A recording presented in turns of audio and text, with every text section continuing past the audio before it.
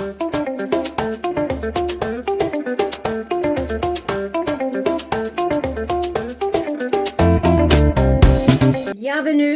Yeah. welcome to Adventures in the Louvre, How to Fall in Love with the World's Greatest Museum with Elaine Sciolino. The Alliance Française is the largest Alliance Française network, AFUSA, in the world, helping 26,000 learners of French each year learn French, live French, and love French with the Alliance Française. Take a look at our video.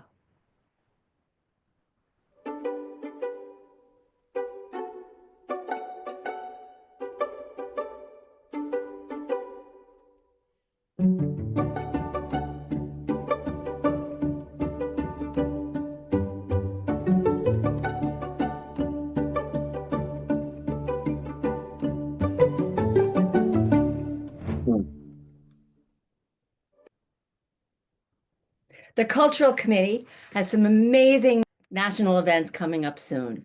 Please go to afusa.org to hear about Paris goods, luxury retailing, and the emergence of Les Grands Magasins with Roger Mummert. We have some great films coming up with Peter de Bruges and the new secrets of mastering French.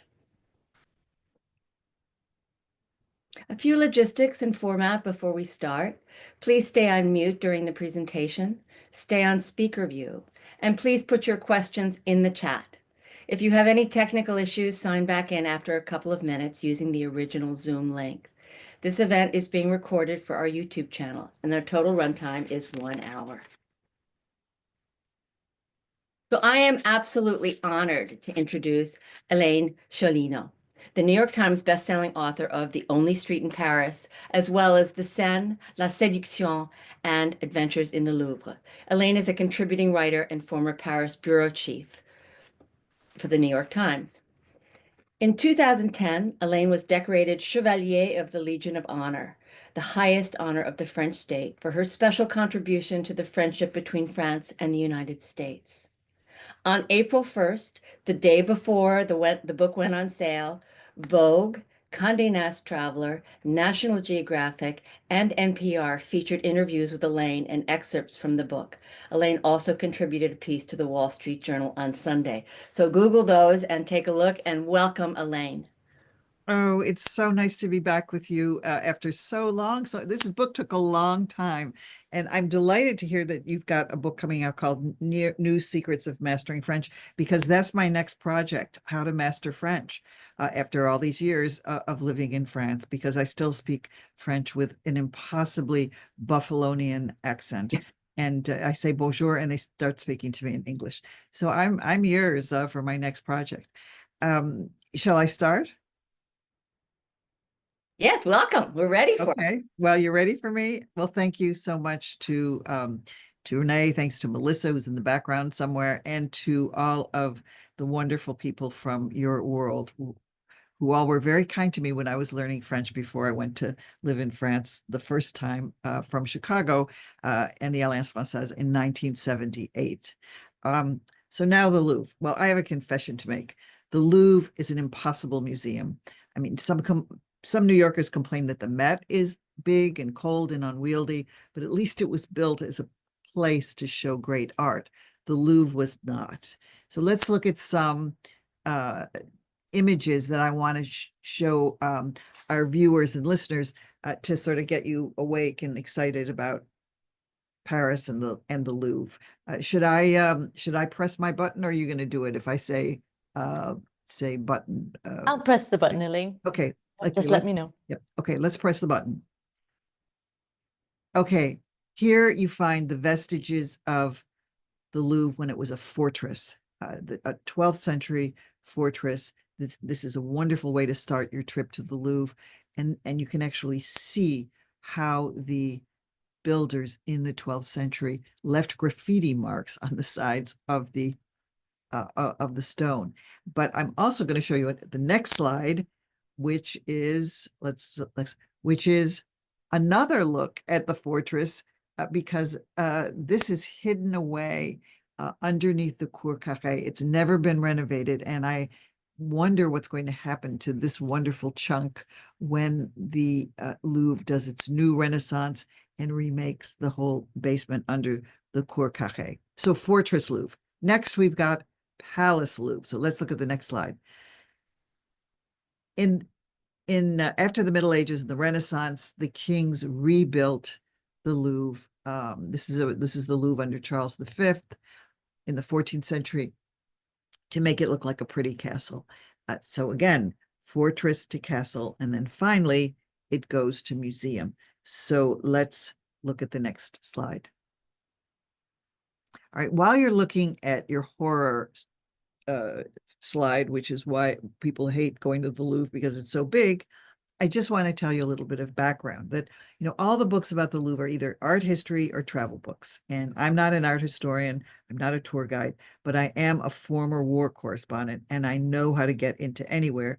So the only way to really conquer the Louvre is to go in as a battlefield correspondent. And this is the first book that I know of by an actual reporter. And my goal in writing this book was to make anyone feel like an insider without doing all the homework. Now, as you can see from this slide, the Louvre is way too big and way too difficult. The pyramid, which is on the side, was built in 1989. It's showing its age. The fountains that surround it, and you can see one of the fountains in the slideshow, sometimes leak so much that they can't be turned on. This was an entrance that was built for 4 million people a year, and now 8.7, 8.9, even 10 million people have gone into the Louvre in recent years. It's mass tourism gone crazy, and just about everyone who comes to Paris wants to check off the Mona Lisa, and that means going to the Louvre. It's been renovated by kings and then bureaucrats more than 20 times. I mean, imagine if you renovated your own house with new additions 20 times, what a mess it would be. I just thought it'd be fun to give you a few statistics, which is that there are more than 30,000 works on display in more than 780,000 square feet of exhibition space. If you stand for 15 seconds in front of each work of art in the Louvre on display, it would take you about 145 hours. If you're a walker, some of you might do your 10,000 steps. Well, if you try to go through every room of the Louvre, you would get 9 miles of exercise, which is about 18,000 steps. 2,300 employees, 900 security guards, 23 different levels. Did any of you ever try to go up or down an elevator in the Louvre? It's pretty tough. 2,500 doors, more than 4,000 keys. Okay, so it's too crowded. Let's look at another vision of too crowded. Next. Okay, you want to go see Mona Lisa. This is what you're going to confront. There's two types of visitors, the ones who have to see the Mona Lisa and the ones who want to see anything else.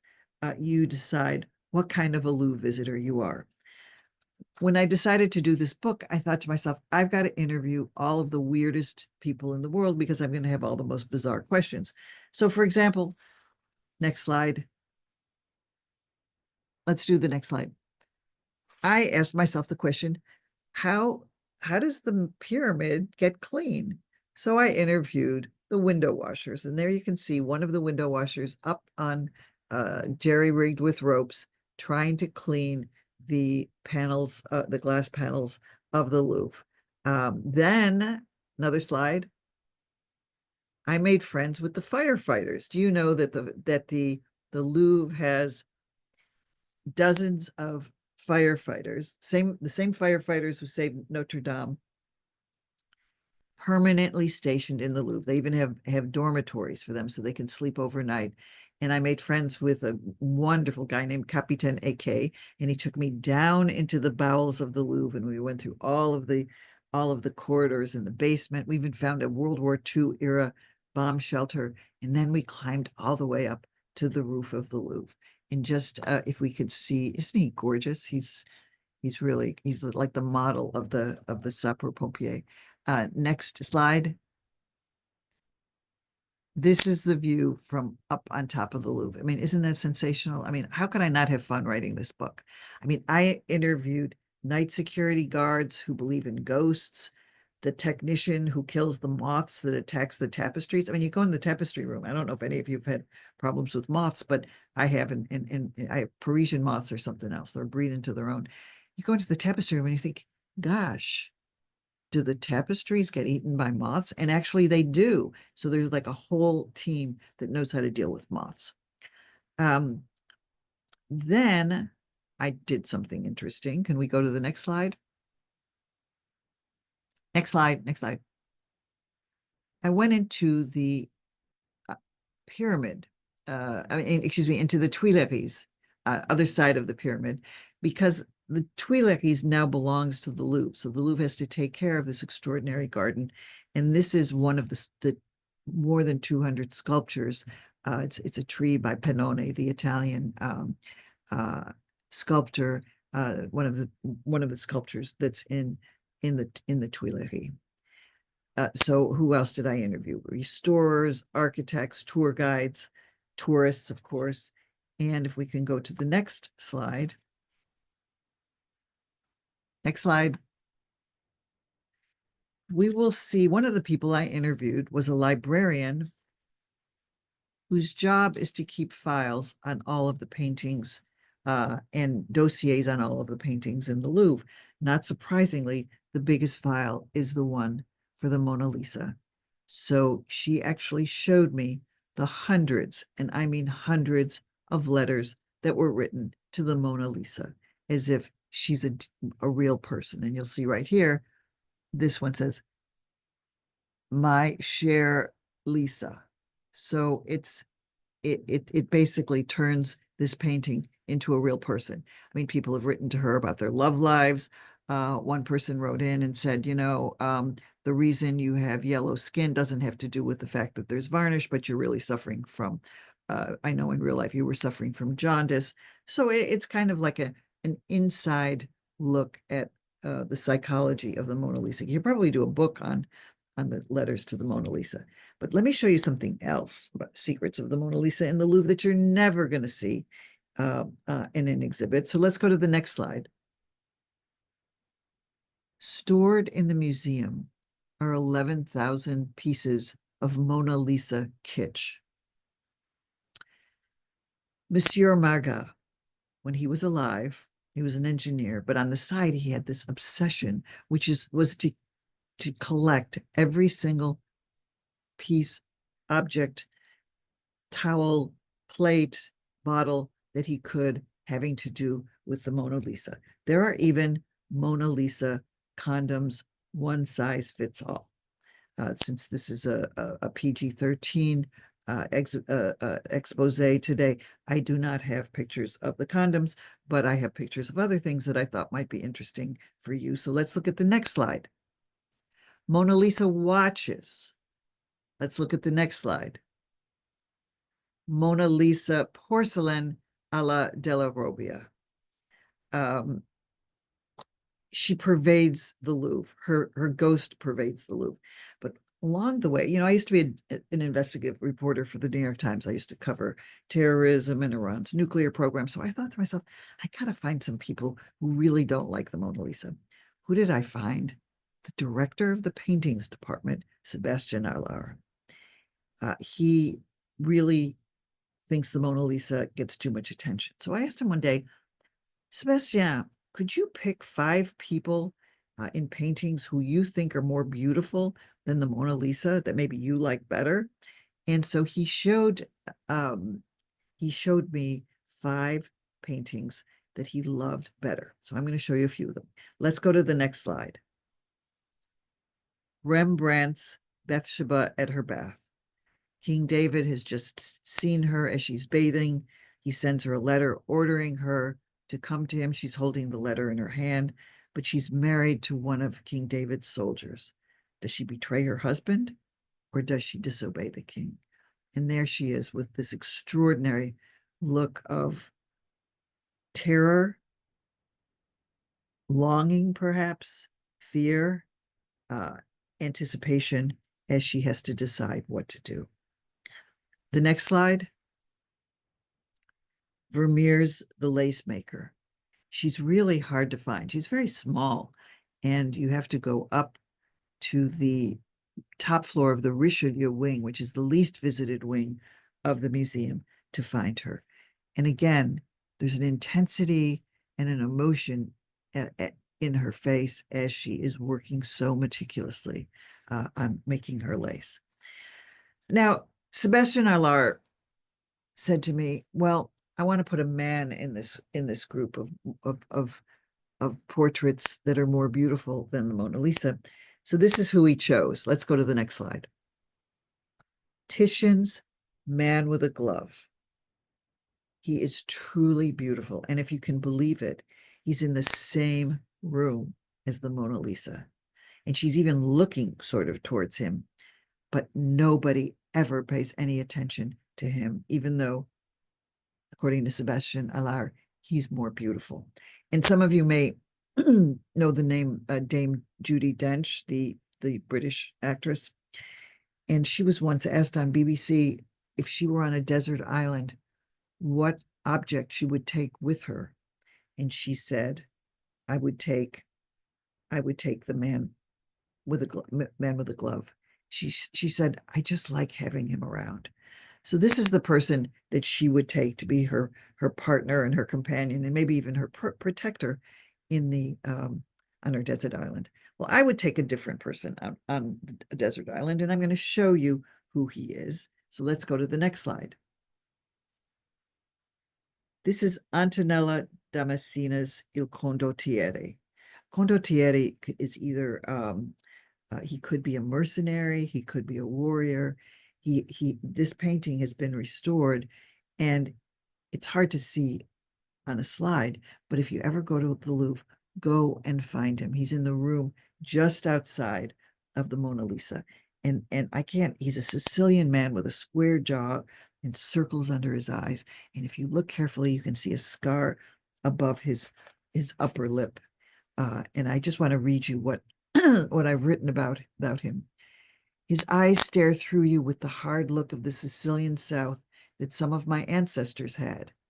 You want to touch the scar above his upper lip and ask him to tell you the story behind it. Few visitors stop to look at him, so we're often alone. Sebastian Allar once said that this painting suggests that Antonello Damascena was as talented as Leonardo da Vinci. So I call my Sicilian condottiere the undiscovered Mona Lisa. He does not have the delicate features of the Venetian North that you see in Titian's Man with a Glove, the portrait Dame Judi Dench would take with her to a desert island.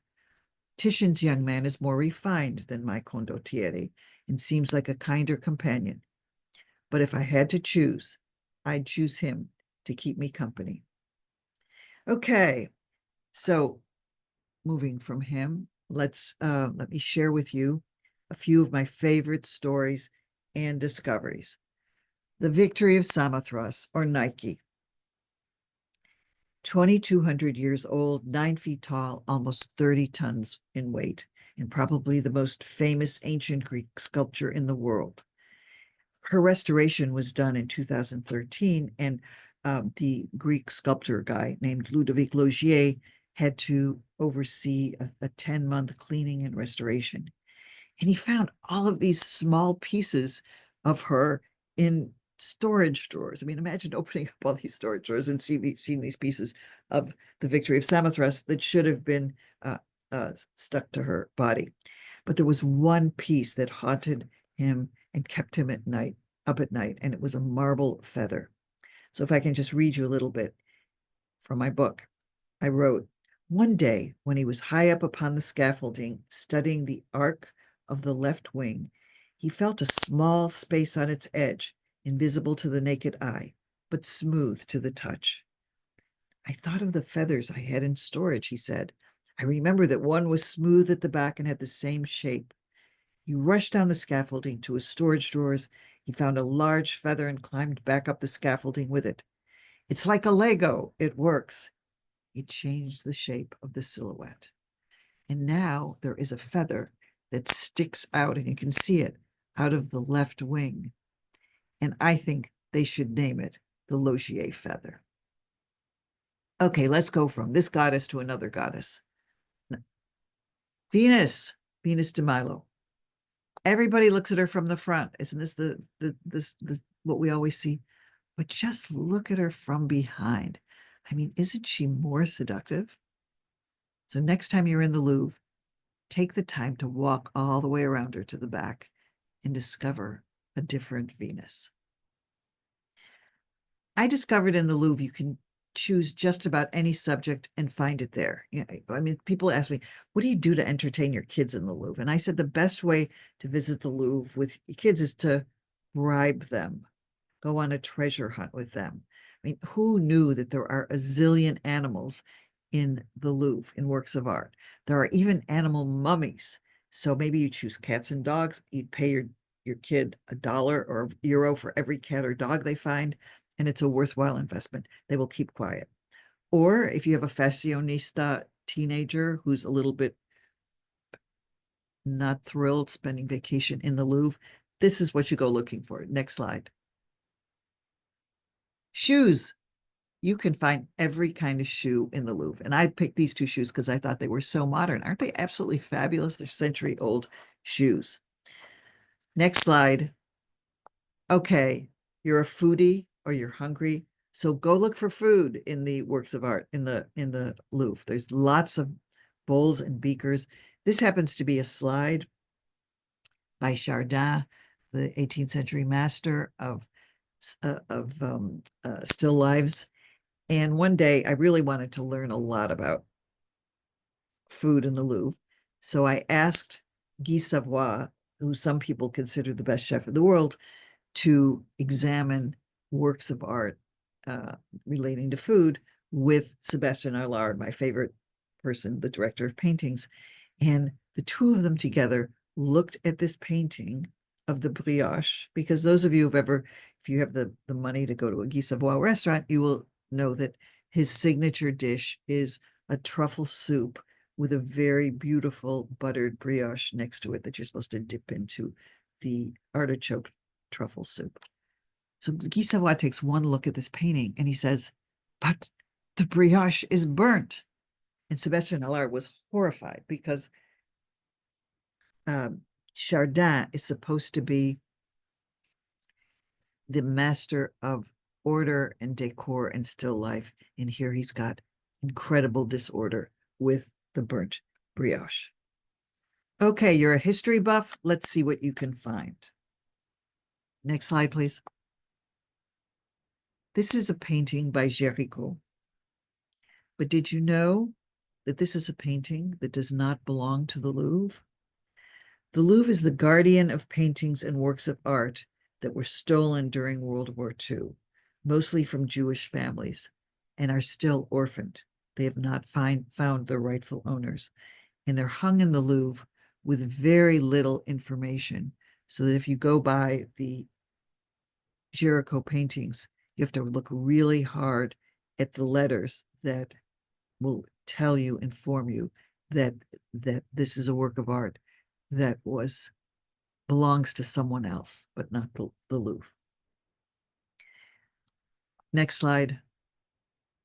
Women in the Louvre. I decided I wanted to look at the Louvre through its women, because La Hostekar, who's the director of the Louvre, when she had just taken over, she gave this incredible speech to the Louvre Abu Dhabi, the museum that's in Abu Dhabi.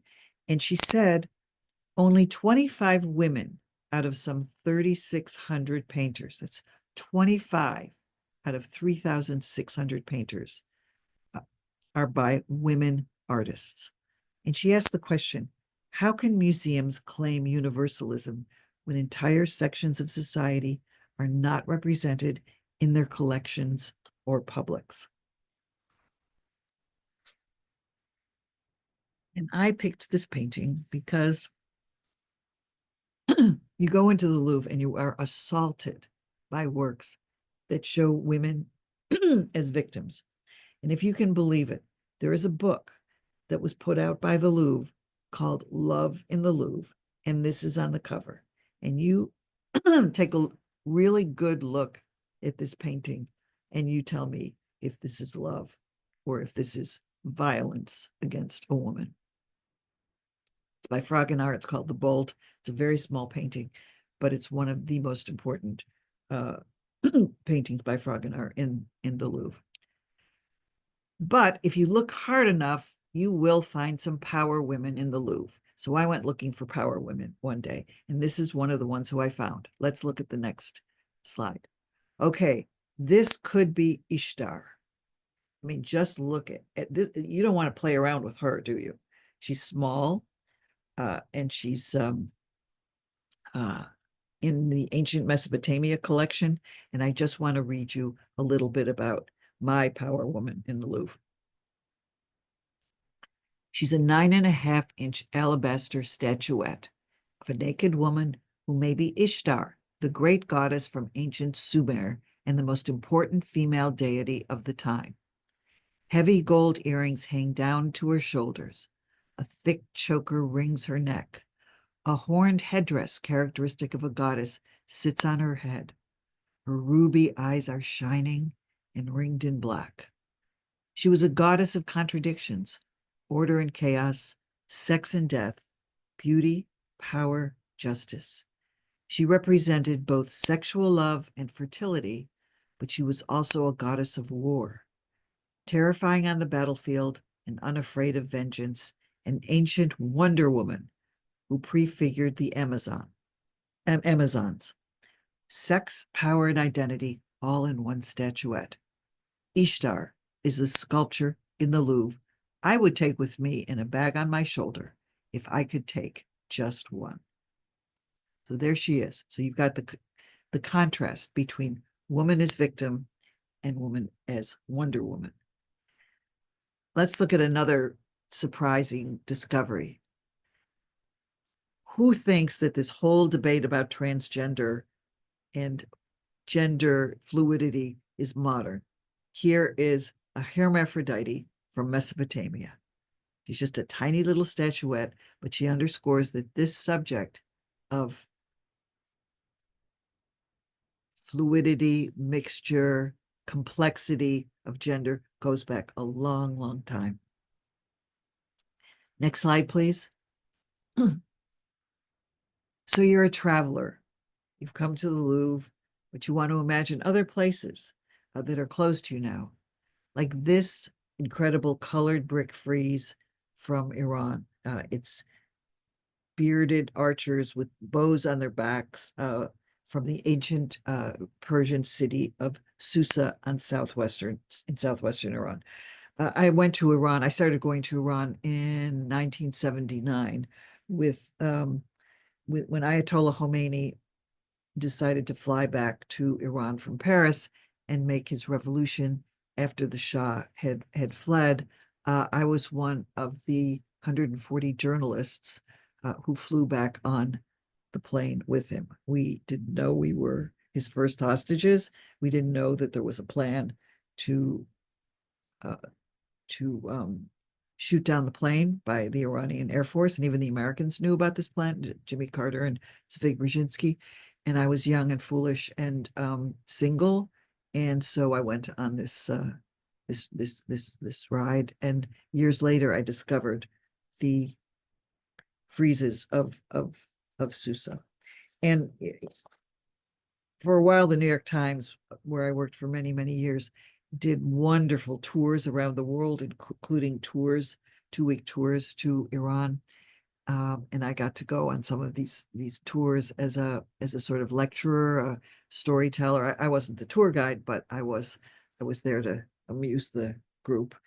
And I remember when we went to Persepolis, which was another ancient city that had been built by the emperor, like Susa.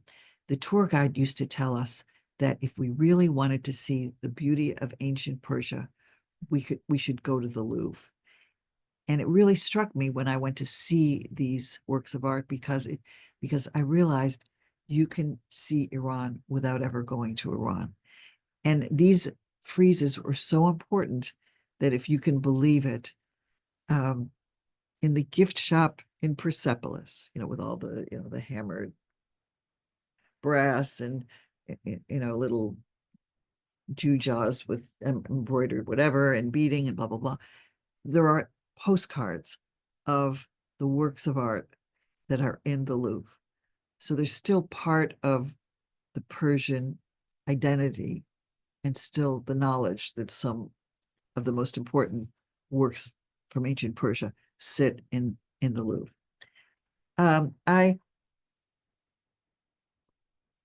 In a few minutes, I'll take a break and turn the microphone over to all of you folks to ask some questions. But I thought I might take a minute now to give you some advice on how to conquer this too big, too crowded, too disorganized fortress. And I still call it a fortress. I have one unbreakable rule for visitors, which I discovered they use. I was on NPR the other night. All things considered, it was great, except some of my friends objected to it because they used my one kind of cool line as like the line of my intelligence, which might be intelligent or might be kind of foolish. But my one unbreakable rule for visitors, which was on NPR last night, the other night, was never go to the Louvre on an empty stomach or with a full bladder.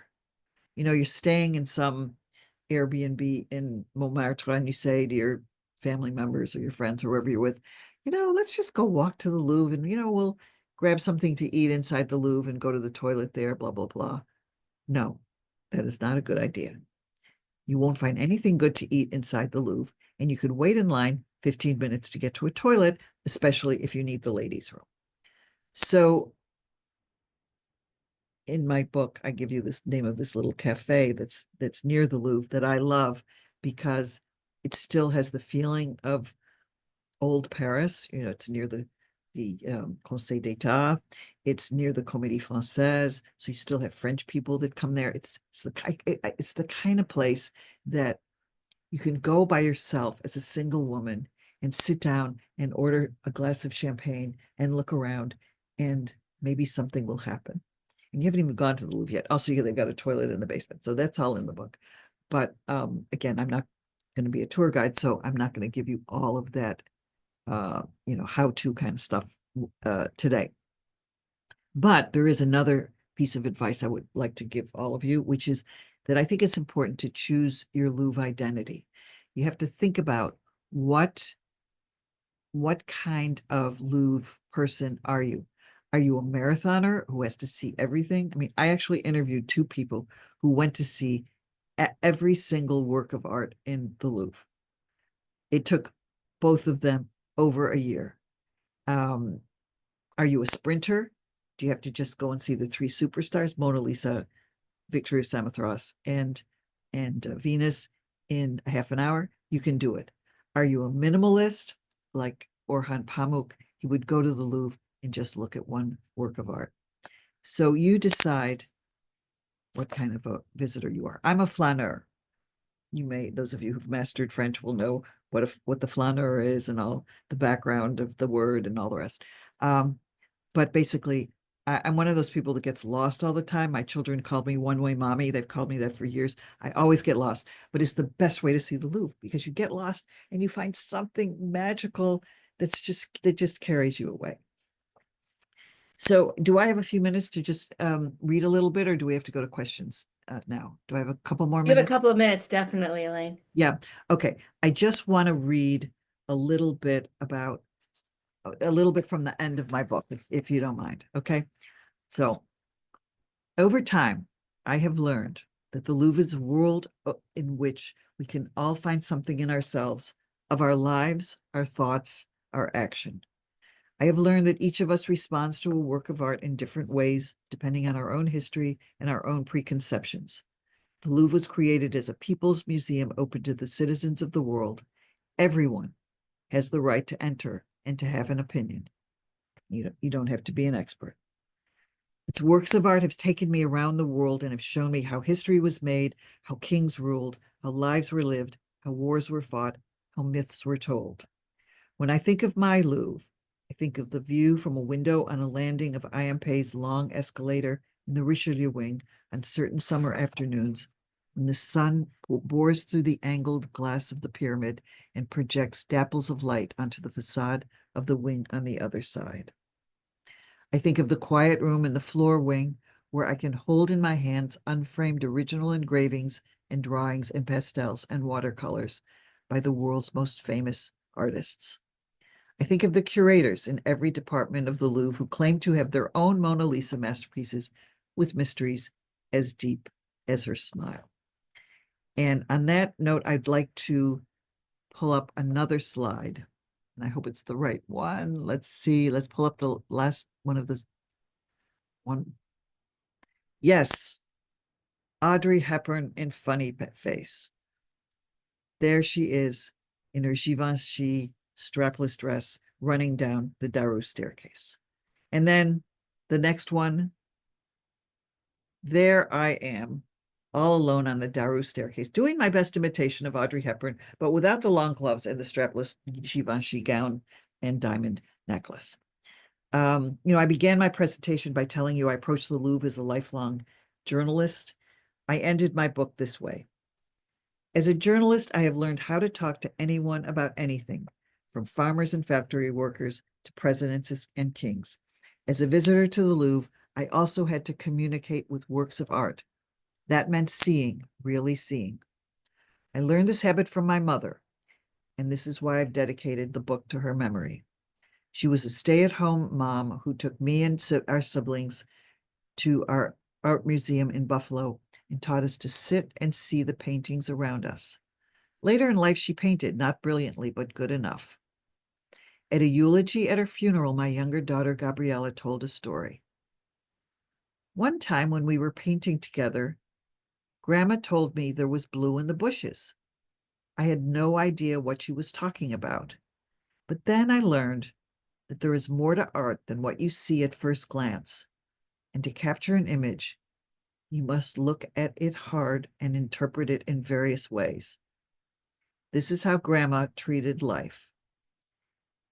And as we observe and navigate our turbulent world today, I urge you to stop and see, really see, and find blue in the bushes. Thank you. Elaine, thank you so much. And I think that last piece that you read is so important. Having read the book, you all, and all of you who will certainly buy it after hearing Elaine talk, she really teaches you in this book that you fall in love with the Louvre or you fall in love with anything once you can see it, once you notice, we don't do this anymore. We don't look carefully. There used to be programs in schools, learn to look, but it's very profound what you say, Elaine, and I hope we all take that to heart when we travel to the Louvre and look at any pieces of art. We have some questions. We have a lot of comments in the chat. Oh, good. But I wanted to go to questions first, if that's okay with you. Roger Mummert had a very interesting question. Roger asks, for centuries, the Louvre served as a classroom for art students who set up stools and easels and copied the masters. The symbolist poets wrote of meeting friends there and strolling through its vast halls in thought. Have those inspirational functions been lost to the hordes of tourists filling out their checklist of must-sees? Are there any special times or programs that accommodate such a more genuine experience in the Louvre? Well, the answer is happily yes. You will still see artists who get permission to come in and put their easels down and to copy and paint. And the École du Louvre, the School of the Louvre, is in the Louvre building. And even though it's not part of the Louvre, the students have special privileges and often serve as guards and earn some money. And they can come in and do some of those things. And the Louvre is also getting better with doing a lot of programs for children, mostly in French, unfortunately, but still, you often see kids sitting down in front of Hammurabi's code, trying to learn what Hammurabi's code is, the code of laws in the ancient Mesopotamia section, and trying to draw, the little the writings on the side of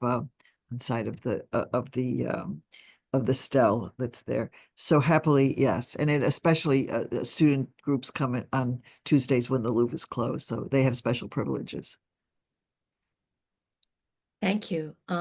B. Brandt is asking, do you consider Paolo Veronese's The Wedding at Cana a superstar of the Louvre? It is so singular in so many ways.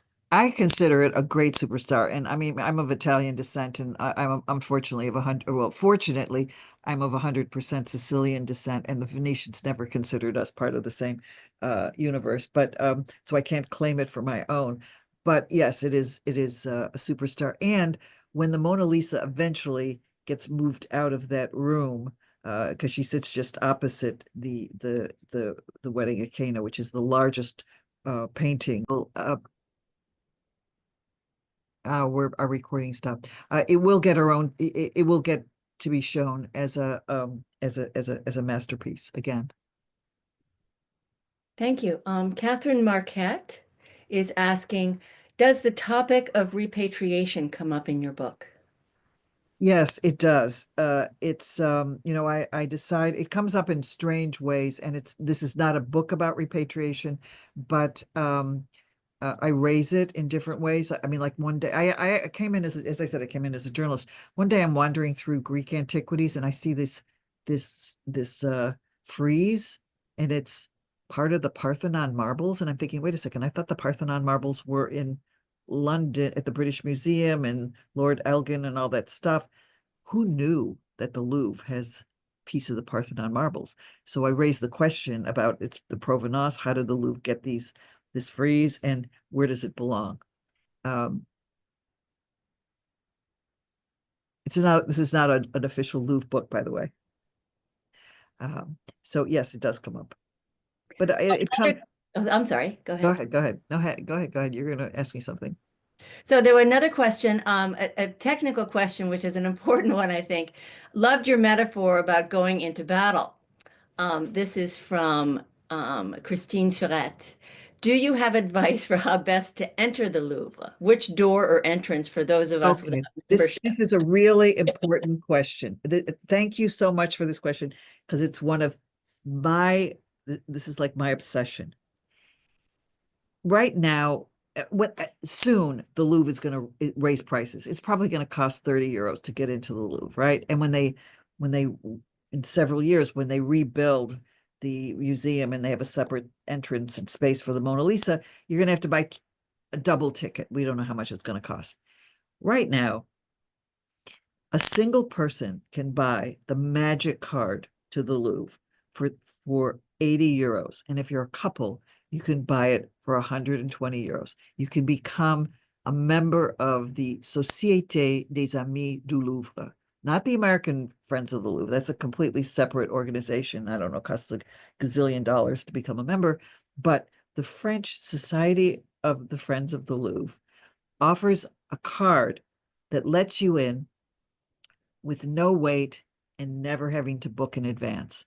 That means you can go in the early in the morning. You can go in for 5 minutes before the museum closes and find your magic. And it's the greatest thing. I mean, you literally hold up this card and you cut ahead of all of the visitors who have to go through the into the pyramid below.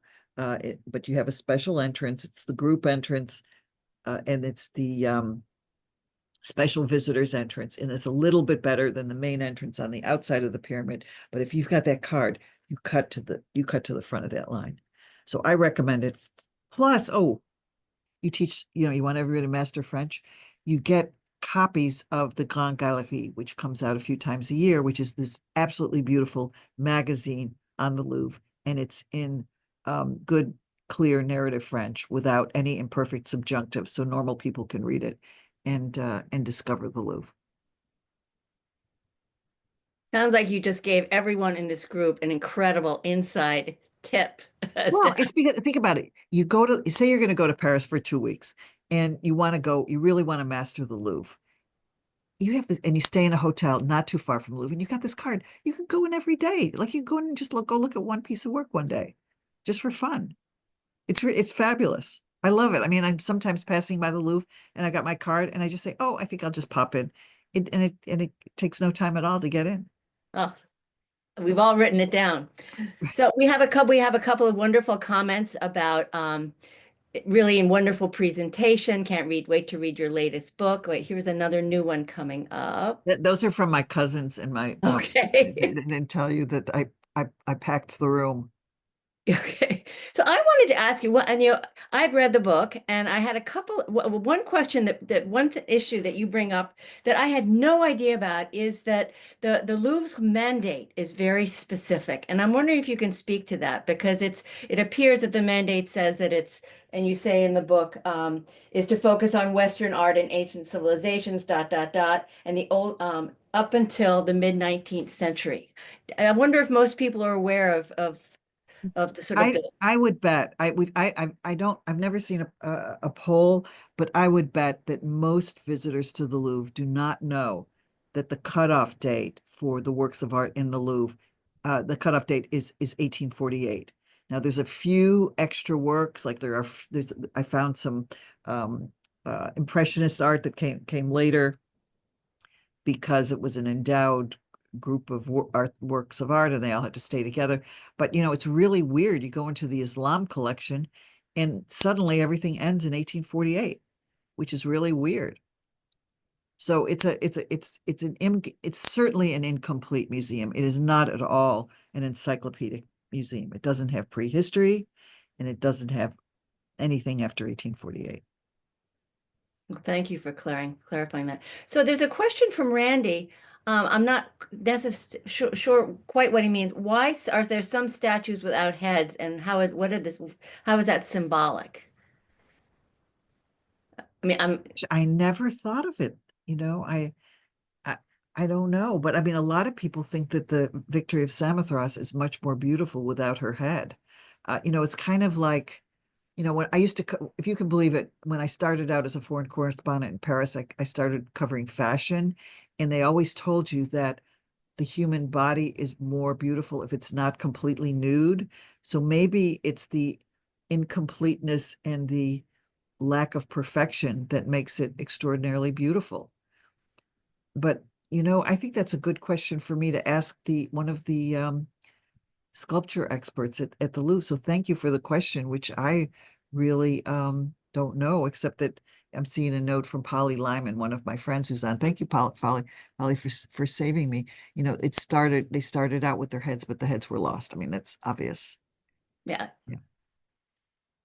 But thank you, Polly. Hello, wherever you're calling in from. Hi, Polly. I know Polly as well. All right, and We all know Polly. She knows everybody. Could you speak a little bit? You talk about the two, I don't want to call them outposts. I'm not finding the right word, but the museum in Lens, I think, is a fascinating part of the book, as well as Abu Dhabi, and maybe speak a little bit to these um, other Louvre Right. museums. Well, I went to both of these museums. They're sort of like, I mean, it's simplistic, but to call them Louvre annexes. But the one in Lens is absolutely fabulous because it takes the director of the museum likes to say that it takes just as long to get to Lens from Paris as it takes to get to Versailles because it's 70 minutes on the high-speed train. You're there. You can spend a wonderful day, make it, a day out of Paris. So instead of, I say in the book, instead of going to Giverny or Fontainebleau or what else, Chartres for the day, go to Lens and discover this extraordinary museum, which is not crowded ever. There's a decent restaurant and there's a lot of things to do in Lens. Abu Dhabi is another story, and it's a completely different world because it's you're in a completely different part of a different culture. And I think that museum is still struggling with what is its identity and how much does it want to try to build a permanent collection with works of art from the region as opposed to Western art. Thank you. Let's see if we have any. Um, I see oh, comments. apparently, I Diane Beck see says, don't comments forget to see the popping up. Palais de Beaux-Arts, which is Yeah. near Lens. Yes. So then you're going to have to spend more than a day in that part of the country. But there's a good hotel right near the museum in Lens. So while we're waiting for a few more questions, I'm curious as to the cover of your book and how you chose Angla's Grand Odalisque. Well, it's interesting because originally I was thinking that I had to have the Victory of Samothrace's belly button, which is the most seductive belly button in the world. So I thought she would be absolutely gorgeous because she's holding in her stomach and the fabric is pulling against her body in the rain. And we printed it out and it looked terrible. It just looked too cold and it actually was a young woman who's the assistant to my editor who liked it when I threw in a few paintings, and she looked at the Ang painting and she said, that is really gorgeous. And then it was the team at Norton, the art team, that decided to put a tattoo on her back. And because she's got extra ribs in her back and it's much too long, it fit perfectly. So I'm thrilled.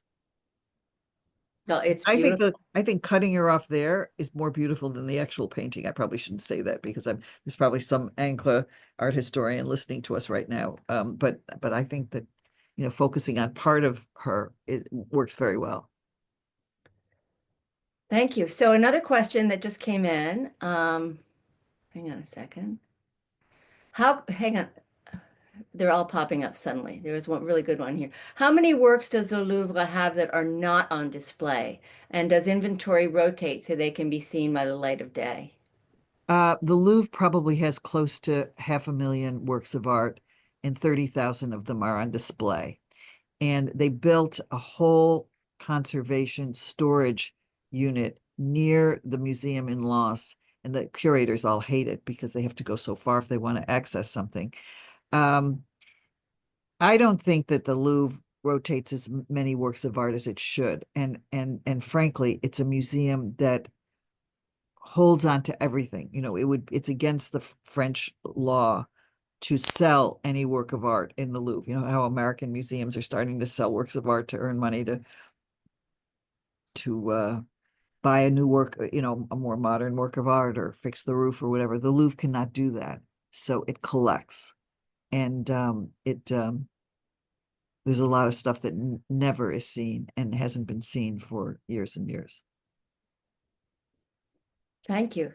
So one of the things that absolutely fascinated me, and this goes back to Roger Mummert's question, is Picasso's. You have a chapter, it's in your Creating an Identity chapter, and you talk about Picasso, who spent a tremendous amount of time in the Louvre, enraptured, as you say, by the ancient Iberian art. And so I mean, most of you have probably been to the Picasso Museum in Paris, but I'm fascinated at how Picasso pulled a lot of his ideas from the Louvre. Can you speak to that at all, or do you have? Yeah, well, again, I'm not an art historian, and I'm going to get in trouble with whatever Picasso experts are listening in.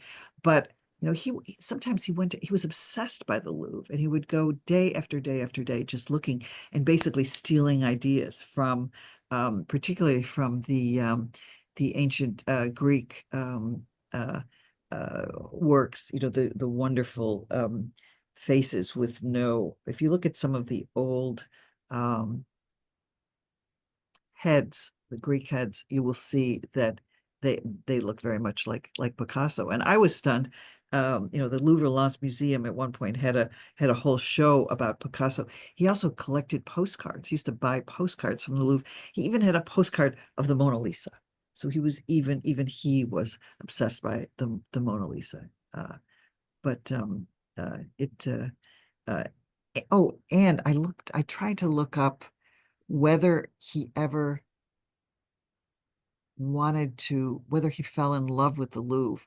And at one point, he did a little drawing on a box from a store that had the Louvre in it, in the name of the store.